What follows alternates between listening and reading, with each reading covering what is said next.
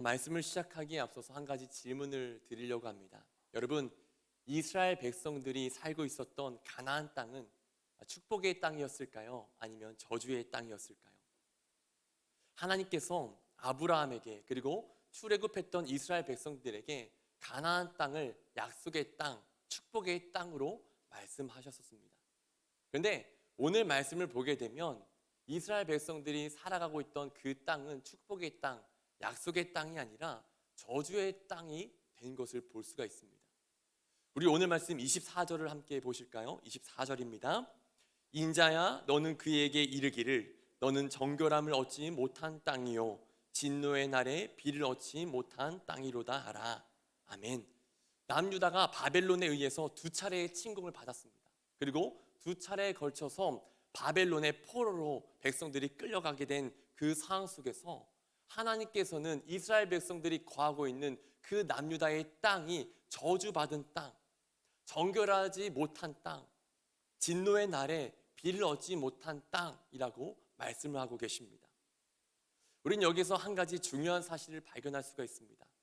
땅이 축복의 땅인가 아니면 저주의 땅인가, 이것을 논할 때 문제는 땅에 있는 것이 아니라 그 위에 살아가고 있는 사람들이 어떠한 사람들인가, 이것이 중요하다는 겁니다. 사실 이스라엘이 가나안을 정복하기 전에 가나안은 저주를 받은 땅이었습니다.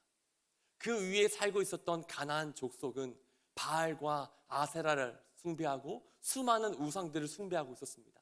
수많은 죄악들이 그 땅 가운데 가득한 저주받은 땅이 바로 가나안 땅이었다는 것이죠. 근데 하나님께서는 그 저주받았던 그 땅을 축복의 땅으로 바꾸기를 원하셨습니다. 특별히 하나님의 백성들, 말씀을 받은 그 백성들이 가나안 땅에 들어가서 말씀대로 살아감으로써 그 땅을 저주받은 땅에서 젖과 꿀이 흐르는 약속의 땅, 축복의 땅으로 바꾸기를 원하셨다는 것이죠.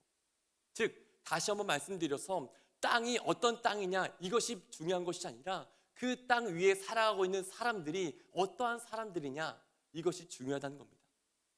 이것은 오늘날 우리에게도 동일한 것 같습니다. 때로는 우리는 우리가 살아가는 환경, 우리가 살아가는 상황을 탓할 때가 너무나도 많습니다. 세상이 너무나도 악하다고, 우리가 만나는 사람들이 너무나도 악하다고 그 상황과 형편과 사람들을, 세상을 탓할 때가 너무나도 많습니다. 그러면서 하나님께 우리에게 좋은 환경과 좋은 상황을 달라라고 부탁을 하고 기도할 때가 있죠. 근데 하나님은 좋은 환경, 좋은 상황을 우리에게 주시는 것이 아니라 오히려 더 악한 그러한 자리로 우리를 밀어 넣으실 때가 있습니다. 여러분, 그 이유가 무엇이겠습니까? 저주받은 것 같은 그 상황, 아무리 좋지 않은 그 환경이라고 할지라도 하나님의 백성인 우리가, 말씀을 받은 우리가 그 상황에 들어가서 저주받은 것 같은 그 상황을 변화시키라는 겁니다. 축복의 상황으로, 하나님께서 원하시는 그 환경으로 우리의 삶을 통해 바꾸어 가라는 것이죠. 여러분, 하나님의 백성인 우리는 상황과 환경에 영향을 받는 사람들, 상황과 환경에 지배를 받는 사람들이 아니라 오히려 선한 영향을 끼침으로써 그 상황과 환경을 바꾸어가는 사람들인 줄 믿습니다.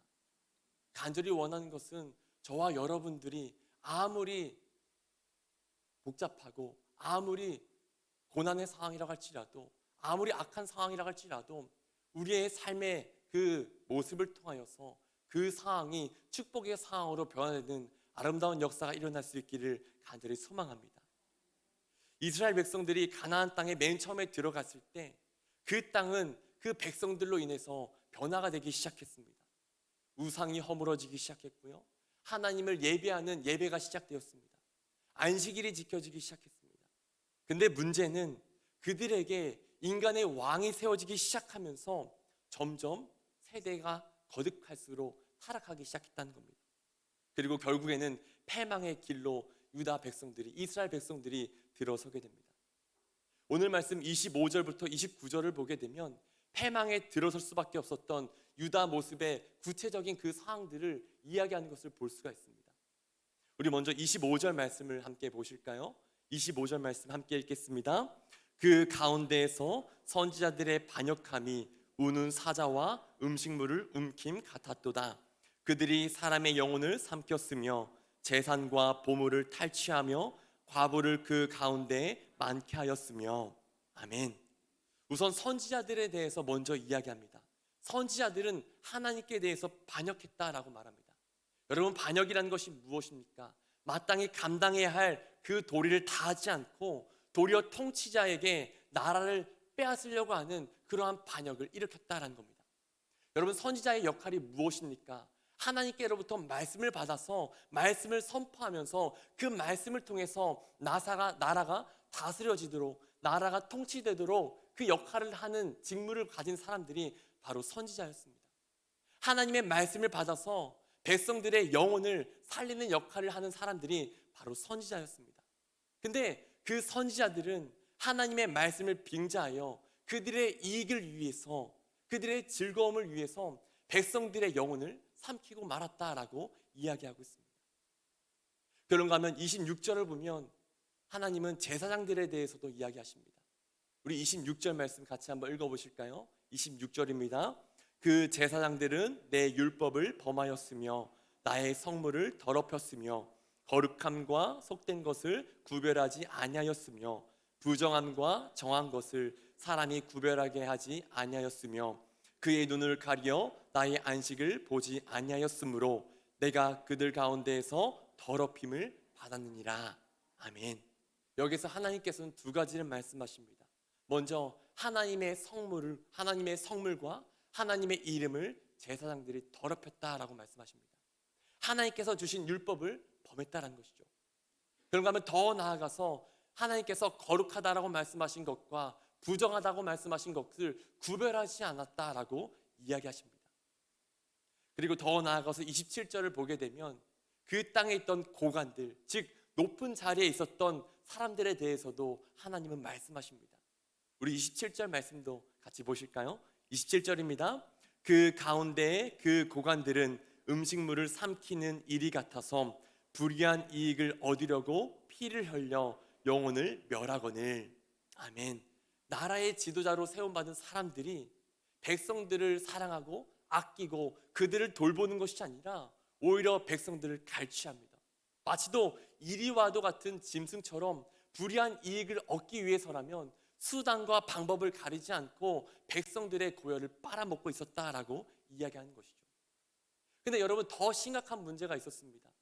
28절을 보게 되면 이런 고관들과 선지자가 유착관계에 있었다라는 사실이에요.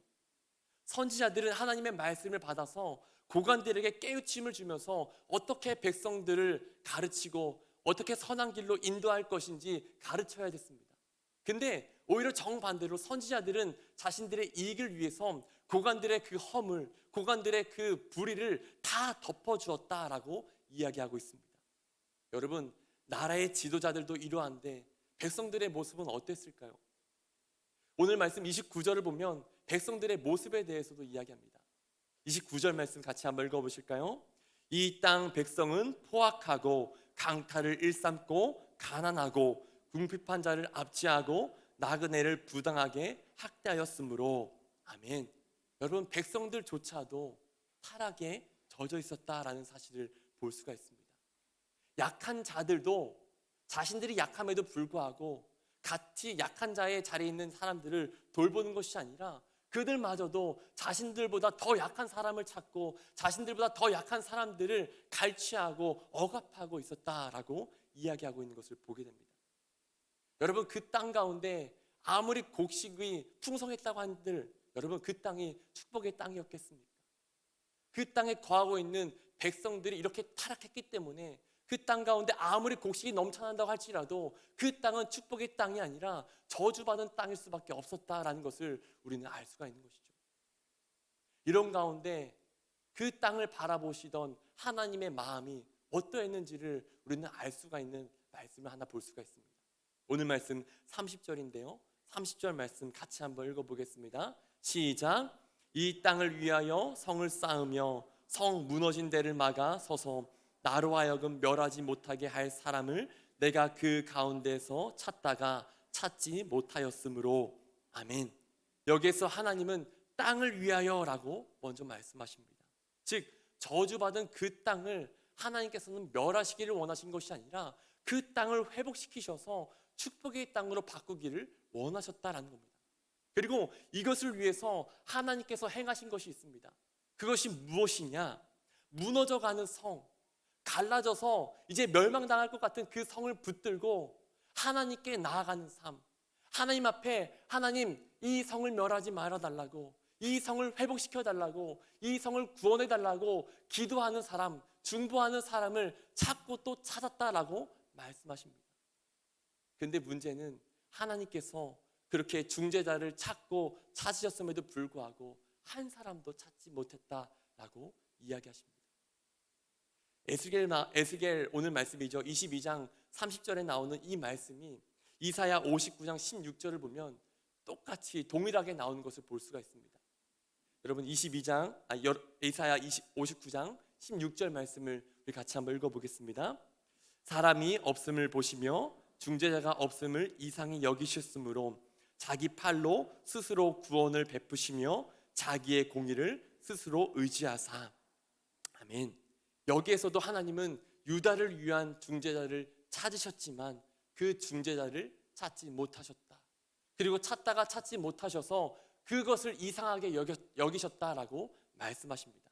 에스겔 말씀과 동일하죠. 근데 그 에스겔 말씀에서 한 가지 더 나아가서 추가되는 부분이 한 가지가 있습니다. 그것이 무엇이냐? 사람들 중에 중재자를 찾지 못했으므로 직접 당신의 팔을 펴셔서 구원을 베푸실 것이라고, 직접 이 땅 가운데 공의를 실현하시겠노라고 하나님께서는 말씀하신다는 사실입니다. 그리고 하나님께서는 이것을 직접 실현해 내십니다. 여러분 어떻게 이것을 실현해 내셨습니까? 바로 하나님이 이 땅 가운데 직접 친히 인간의 몸을 입고 이 땅 가운데 오신 것입니다. 예수님께서 이 땅 가운데 오셔서 우리를 위해서 십자가에서 돌아가셨습니다. 예수님은 우리를 위한 대제사장이 되십니다. 뿐만 아니라 더 나아가서 우리를 위한 완전한 온전한 제물이 되십니다. 우리를 위한 대제사장이 되시는 그 예수님께서 스스로 제물이 되셔서 당신의 몸을 십자가에 매다셨습니다. 그리고 우리의 모든 죄와 허물을 씻어주셨죠. 여러분 예수님께서 십자가에서 죽으신 후에 부활하셨습니다. 그리고 승천하셨죠. 하나님 우편에 앉아 계신 그 예수님께서 그곳에서 무엇을 하고 계실까요? 히브리서 7장 25절을 보면 이렇게 말하고 있습니다. 우리 히브리서 7장 25절 말씀 함께 읽어보겠습니다. 그러므로 자기를 힘입어 하나님께 나아가는 자들을 온전히 구원하실 수 있으니 이는 그가 항상 살아계셔서 그들을 위하여 간구하심이라. 아멘. 여러분 하나님 우편에 앉아 계신 예수님께서 무엇을 하신다고 말씀하십니까? 그들을 위하여 간구하십니다. 즉 중보 기도하고 계신다라고 이야기하십니다. 예수님은 하나님 우편에 계셔서 무너져가는 그 세상을 바라보시면서 세상이 무너지지 않도록 그 무너져가는 그 세상을 붙들고 하나님 아버지께 이 세상을 위해서 기도하고 계신다는 겁니다. 한쪽에서는 사단이 이 세상을 파괴하려고 멸망시키려고 계략을 펼칠 때 한쪽에서는 무너져가는 그 세상을 예수님께서 붙드시면서 하나님께 간구하고 계신다는 것이죠. 그리고 더 나아가서 무너져가는 그 세상 속에서 죄의 길에서 사망의 길로 걸어가고 있는 그 영혼들을 위해서 하나님께서는 중보기도 간구하고 계신다라고 말씀하십니다. 근데 놀랍게도 이 히브리서 7장의 말씀과 비슷한 말씀이 또 보게 되면 로마서 8장 33절, 34절에도 나온 것을 볼 수가 있습니다. 우리 로마서 8장 33절, 34절 말씀 같이 한번 읽어보겠습니다. 시작. 누가 능히 하나님께서 택하신 자들을 고발하리요? 의롭다 하신 이는 하나님이시니 누가 정죄하리요? 죽으실 뿐 아니라 다시 살아나신 이는 그리스도 예수시니 그는 하나님 우편에 계신 자요 우리를 위하여 간구하시는 자이시니라. 아멘. 여기서도 하나님의 우편에 앉아 계신 예수님께서 우리를 위해서 중보기도 하고 계신다, 간구하고 계신다라고 말씀하십니다.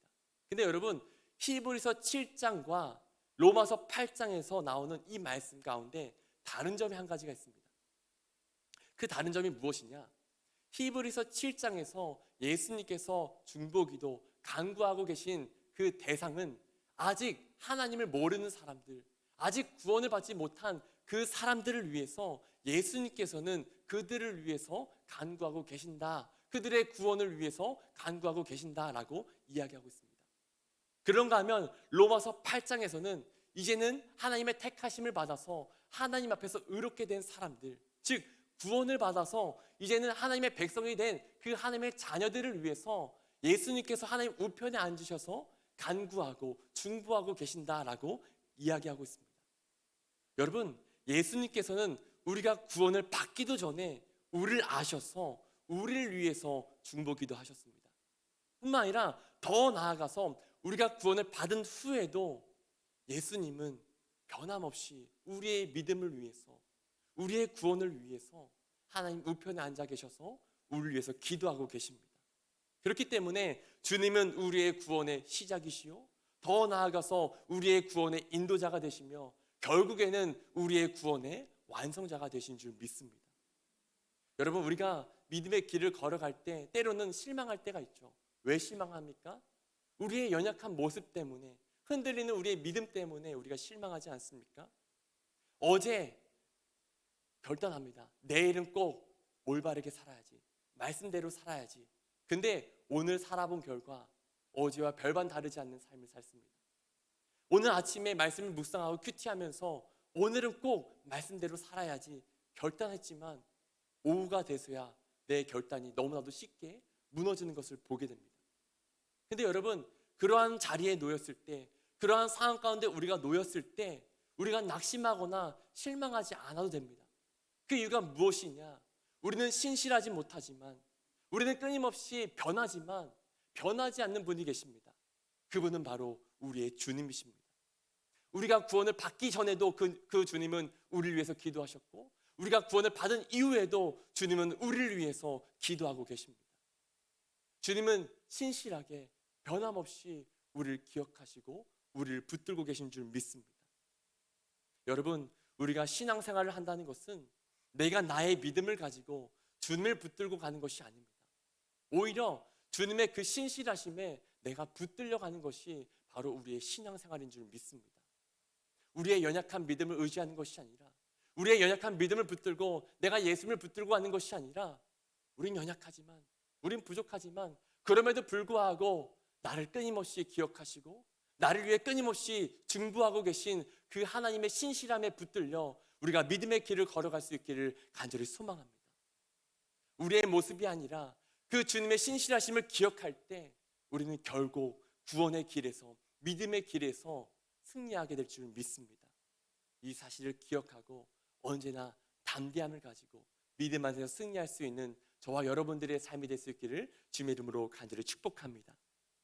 근데 여러분, 중요한 것이 있습니다. 예수님만이 중보자가 되시는가라는 거예요. 놀랍게도 예수님은 중보의 사역을 우리에게도 나누어 주셨습니다.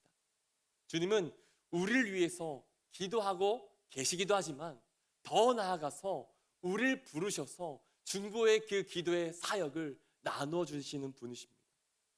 그래서 베드로는 너무나도 중요한 말씀을 베드로전서 2장 9절에서 합니다. 너희는 택하신 족속이요 왕같은 제사장이요 거룩한 나라이다 라고 말합니다. 여러분, 베드로가 뭐라고 말합니까? 너희는 왕같은 제사장이다. 여러분, 제사장의 역할이 무엇입니까? 하나님과 사람 사이에서 중재자의 역할, 중보자의 역할을 하는 사람이 바로 제사장입니다. 저와 여러분들이 바로 그 중보자의 사명을 받은 사람들이라는 겁니다. 근데 재밌는 것이 제사장이면 제사장이지 왜 왕같은 제사장이라고 했을까? 여러분, 터키의 한 박물관을 가게 되면 그곳에 중동 지역의 왕들이 앉았던 의자가 전시되어 있다고 합니다. 우리는 흔히 왕들의 의자라고 생각하면 그 의자가 굉장히 호화롭고 굉장히 아름답고 멋진 1인용 의자일 거라고 생각합니다. 딱 한 명만이 앉을 수 있는 의자라고 생각하죠. 근데 그 전시되어 있는 그 왕들의 의자를 보게 되면 1인용 의자가 아니라 길게 뻗어서 많은 사람들이 앉을 수 있게끔 된 의자라고 합니다. 중동에서 왕들은 간혹 신하들에게 한 가지 특권을 주었다고 합니다. 어떤 신하가 대단한 업적이나 어떤 공로를 세웠을 때 왕은 신하에게 자네 이리 올라오게, 내 옆에 앉아서 앉게. 그리고 그 신하에게 어깨 동무를 하면서 그 신하를 격려해 주었다고 합니다. 여러분, 그 신하가 그 순간만큼은 왕의 자리에 앉을 수 있는, 왕과도 같은 그 자리에 앉을 수 있는 그 특권을 누리게 되었다는 것이죠. 근데 이 특권이 저와 여러분들에게 주어졌다는 겁니다. 예수님께서 하나님 우편에 앉아 계셔서 이 세상을 위해서, 우리를 위해 기도하십니다. 그리고 그 기도의 특권을 주님만 누리시는 것이 아니라 그 특권을 왕 같은 제사장인 우리에게 나누어 주신다는 겁니다. 여러분, 중보기도라는 것은 귀찮은 게 아니라, 부담스러운 것이 아니라 특권인 줄 믿습니다. 하나님을 아는 사람, 하나님의 자녀가 된 사람, 예수님께서 기도할 수 있는 은혜를 주신 사람들만이 할 수 있는 그 특권이 바로 중보기도라는 사실입니다. 여러분, 저와 여러분들이 이 사실을 기억하고 중보기도의 자리에서 무너진 것들을 바라보며 주님과 함께 기도할 수 있는 복된 사람들이 될 수 있기를 간절히 소망합니다. 그러면 여러분, 우리는 중보기도자로서 주님과 함께 무엇을 기도해야 될까요? 디모데전서 2장 1절부터 2절 말씀을 보게 되면 바울은 기도의 대상에 대해서 이야기하고 있는 것을 볼 수가 있습니다. 우리 먼저 1절 말씀을 보실까요? 디모데전서 2장 1절 말씀 함께 읽어보겠습니다. 시작. 그러므로 내가 첫째로 권하노니 모든 사람을 위하여 간구와 기도와 도구와 감사를 하되. 아멘. 여러분, 바울은 첫 번째 중보 기도의 대상으로 누구를 위해 기도하라고 합니까? 모든 사람을 위해서 기도하라라고 이야기합니다. 왜 하필 모든 사람일까요? 이번 주 수요일이었죠. 수요일에 저희 교직원들과 함께 점심 식사를 하기 위해서 한 식당에 간 적이 있습니다. 그리고 그것에서 재밌는 경험을 한 가지 했습니다. 이제 교직원들과 함께 자리에 앉아서 식사가 나오기를 기다리고 있었는데요. 건너편에 보니까 어르신 4분이 와서 함께 식사를 하고 계셨습니다. 그리고 그 식사의 자리를 보니까 함께 약주도 한 잔씩 하고 계셨습니다. 한 어르신이 자신 앞에 놓여있는 그 술잔을 딱 드시더니 이제 대각선에 앉으신 어르신에게 술잔을 이제 들이내미십니다. 그 이유가 무엇이겠습니까? 건배를 하자는 것이었겠죠. 근데 그 대각선에 앉으신 분이 그것을 보지 못하고 계속해서 식사만 하셨습니다. 여러분, 이 술잔을 든 어르신이 어떻게 했을까요? 계속 기다리고 계신 거예요. 볼 때까지. 그리고 마침내 식사를 하고 계신 분이 그 모습을 보고 술잔을 들어서 함께 건배를 해주셨습니다. 그리고 그제서야 술잔을 드신 그 어르신분이 그 술잔을 기울이시면서 술을 드시는 것을 보게 되었습니다. 저는 그 모습을 보고서 이해가 되지 않더라고요, 솔직히. 그냥 드시면 될 것 같은데 왜 굳이 그 시간을 기다리시면서 건배를 하실 때까지 기다리셨을까? 이해가 되지 않아서 집에까지 가서 곰곰이 생각해 봤습니다. 제가 샤워를 하면서 씻으면서 왜 그러셨을까 생각을 해봤어요. 그리고 내린 결론이 그거였습니다. 우리 인간이라는 존재는 혼자 살 수 없는 존재구나. 우리는 오늘날 많은 이야기하죠. 혼술, 혼밥, 혼자서도 뭐든지 할 수 있다라고 이야기하지만 사실 생각해보면 우리는 혼자 살아갈 수 없는 존재들입니다. 누군가에게 위로가 필요하고 또 누군가에게 소망을 줄 수 있는 사람이 되어야 됩니다. 누군가의 그늘이 되어줄 수 있는 사람들이 필요합니다. 그래서 우리가 한자를 쓸 때, 사람인을 쓸 때 그렇게 이야기하지 않습니까? 사람과 사람이 기대어 있는 모습, 그렇게 해석을 하기도 하지 않습니까? 말씀을 준비하면서 보니까 프랜시스라는 사람이 이러한 이야기를 했다고 합니다. 어떤 말이냐? 가까이 있는 것이나 멀리 있는 것이나 세상의 모든 것은 영원 불멸한 힘에 보이지 않는 끈으로 묶여 있으며 땅에서 한 꽃 한 송이만 꺾여도 하늘에서는 별 하나가 말할 수 없는 고통에 몸부림친다. 여러분, 참 놀라운 말이지 않습니까? 우리 모든 사람들은 영원 불멸하시는 그 하나님 안에서, 모든 것을 섭리하시는 그 하나님 안에서 서로가 서로에게 보이지 않는 끈으로 묶여 있습니다. 그렇기 때문에 우리는 모든 사람을 위해서 기도해야 된다라는 것입니다. 가까이로는 가난과 질병과 여러 가지 고난을 당하고 있는 이웃을 위해서 우리는 기도해야 됩니다. 멀리로는 먼 나라에서 전쟁과 자연재해와 여러 가지 수많은 고통들로 인해서 고난을 겪고 있는, 우리가 잘 알지 못하지만 어려움을 당하고 있는 그 사람들을 위해서 우리는 기도해야 됩니다. 왜냐하면 하나님이라고 하는 그 보이지 않는 손 안에 우리 모두는 묶여 있기 때문입니다. 하나님은 모든 사람들이 구원에 이르기를 바라시기 때문에 우리는 모든 사람들을 위해서 기도해야 됩니다. 저와 여러분들이 모든 사람들을 기억하고 모든 사람들을 위해서 기도할 수 있는 사람들이 될 수 있기를 간절히 소망합니다. 그런가 하면 2절을 보면 바로 두 번째로 기도의 대상에 대해서 이야기하는 것을 보게 됩니다. 디모데전서 2장 2절 말씀을 같이 한번 읽어보겠습니다. 시작. 임금들과 높은 지위에 있는 모든 사람을 위하여 하라. 이는 우리가 모든 경건과 단정함으로 고요하고 평안한 생활을 하려 함이라. 아멘. 여러분 2절을 보시면 2절에서도 1절과 동일하게 바울은 모든 사람을 위해 기도하라 라고 말합니다. 근데 한 가지 1절과 다른 점이 있다면 1절과 다르게 그 모든 사람 앞에 한 가지 수식이 붙습니다. 어떤 수식이냐? 임금들과 높은 지위에 있는 모든 사람들을 위해 기도해라. 그러면서 하는 말이 그들을 위해서 기도해야지 너희가 평안할 수 있다라고 이야기합니다. 여러분 바울이 이렇게 권면하는 것은 우리가 기도함에 있어서 내가 어디에 속해 있는지를 기억하라라는 겁니다. 저희도 한번 말씀을 드렸던 것 같은데요. 우리의 중보 기도의 영역이 넓어진다는 것은 내가 어디에 속해 있는지를 아는 겁니다. 내가 어디에 속해 있는지를 알면 알수록 우리 중보 기도의 범위, 우리 중보 기도의 영역이 넓어질 수밖에 없습니다. 요즘 저희 둘 딸 아이가 어린이집에서 방학을 내서 한 열흘 정도 이제 집에서 계속 지내고 있습니다. 날씨도 춥고 어디 갈 수도 없어서 계속 집에만 있는데요. 여러분 이 두 아이가 집에서 무엇을 할까요? 이제 첫째 아이는 학교를 가니까 열심히 미리 공부도 하고 또 더 나아가서 목사의 딸들이니까 이제 성경도 조금 보고 엄마에게 성경 이야기도 듣고 그러한 시간을 가지면 얼마나 좋겠습니까? 근데 그것은 바람이죠. 결국 그렇지 않습니다.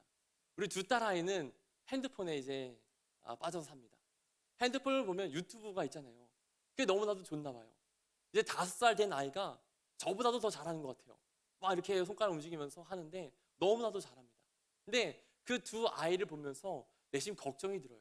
왜냐하면 유튜브를 보게 되면 상당히 좋지 않은 내용들도, 물론 좋은 내용들도 올라오지만 그 내용들을 보면 좋지 않은 내용들도 너무나도 많이 올라오기 때문에 혹시라도 나의 자녀들이 유튜브를 통해서 올바르지 못한 것들 보게 되면 어쩌지?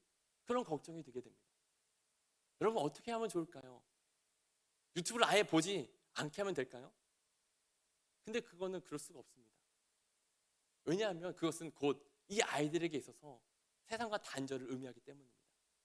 이제 많은 젊은 세대들은 유튜브를 통해서 소통하고 유튜브를 통해서 메타버스라고 해서 그곳에서 이제 생활하는 것에 익숙해져 있는 삶을 살아가고 있습니다.